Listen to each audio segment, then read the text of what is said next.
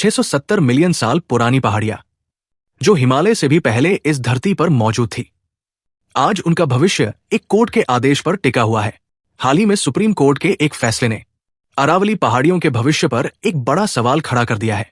Court ने mining पर रोक लगाते हुए पहली बार अरावली की एक यूनिफॉर्म परिभाषा को स्वीकार किया। लेकिन हैरानी की बात यह है कि इस फैसले के बाद अरावली को बचाने वाले लोग खुश नहीं हैं, बल्कि गहरी चिंता में हैं, क्योंकि कोर्ट ने कहा है कि सिर्फ वही पहाड़ियां अरावली मानी जाएंगी जो अपने आसपास की जमीन से 100 मीटर या उससे ज्यादा ऊंची हो। और यहीं से समस्या शुरू होती है। विशेषज्ञों के अनुसार इस एक लाइन की वजह से दिल्ली एनसीआर क्षेत्र की 90 से 95% अरावली पहाड़ियां एक झटके में कानूनी सुरक्षा से बाहर हो सकती है। तो सवाल सीधा है, जब दुनिया की सबसे पुरानी पर्वत श्रृंखला को बचाने के लिए कोर्ट के आदेश आ रहे हैं, तो फिर अरावली धीरे धीरे गायब क्यों हो रही है? आज टुडेज वर्ल्ड पर हम समझेंगे अरावली का यह खतरनाक विरोधाभास। अरावली क्या है? अरावली सिर्फ पहाड़ियों का एक समूह नहीं है, यह धरती की सबसे पुरानी भूवैज्ञानिक संरचनाओं में से एक है। यह पर्वत श्रृंखला दिल्ली से शुरू होकर हरियाणा, राजस्थान होते हुए गुजरात तक फैली हुई है। विशेषज्ञों का मानना है कि जब भारत या भारतीय उपमहाद्वीप का कोई अस्तित्व नहीं था, जब हिमालय का जन्म भी नहीं हुआ था, तब भी अरावली मौजूद थी। इसी कारण अरावली को एक पुरानी फोल्ड माउंटेन रेंज कहा जाता है। लाखों करोड़ों सालों तक लगातार कटाव यानी इरोजन के कारण आज इसकी ऊंचाई कम हो गई है, लेकिन इसका महत्व बिल्कुल भी कम नहीं हुआ। भारत के लिए अरावली क्यों जरूरी है? अरावली भारत की एक प्राकृतिक सुरक्षा दीवार है। यह थार रेगिस्तान को पूर्व की ओर बढ़ने से रोकती है।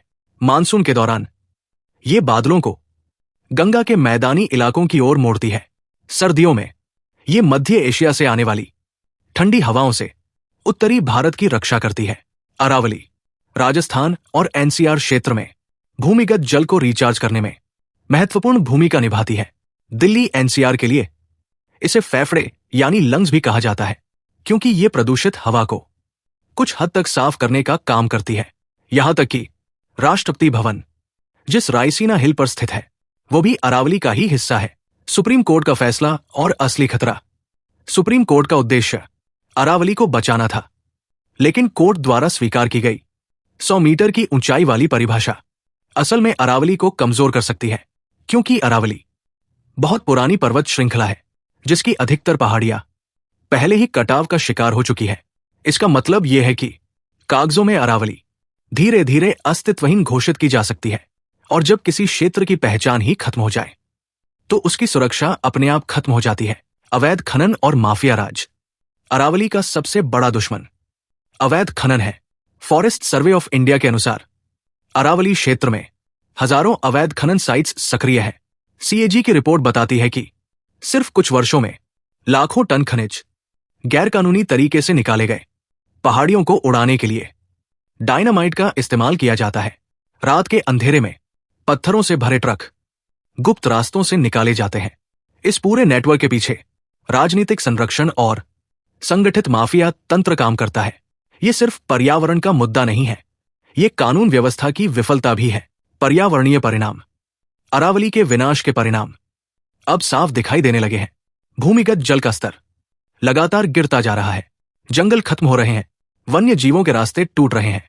रेगिस्तान के फैलने का खतरा तेजी से बढ़ रहा है। दिल्ली एनसीआर में प्रदूषण और भी ज्यादा घातक होता जा रहा है। विशेषज्ञ चेतावनी दे रहे हैं कि अगर अरावली खत्म हुई तो थार रेगिस्तान को रोकने वाला कोई प्राकृतिक अवरोध नहीं बचेगा। निष्कर्ष और संदेश। अरावली कोई साधारण संसाधन नहीं है, यह भारत की प्राकृतिक विरासत है। भारत के पास पर्यावरण संरक्षण के लिए कानूनों की कोई कमी नहीं है। कमी है उन कानूनों को ईमानदारी से लागू करने की। विकास जरूरी है, लेकिन पर्यावरण की कीमत पर नहीं। अगर आज हमने अरावली को नहीं बचाया, तो आने वाली पीढ़ियों को सिर्फ किताबों और वीडियो में दिखाया जाएगा कि कभी यहां पहाड़ हुआ करते थे। आपकी राय क्या है? कमेंट में जरूर बताइए।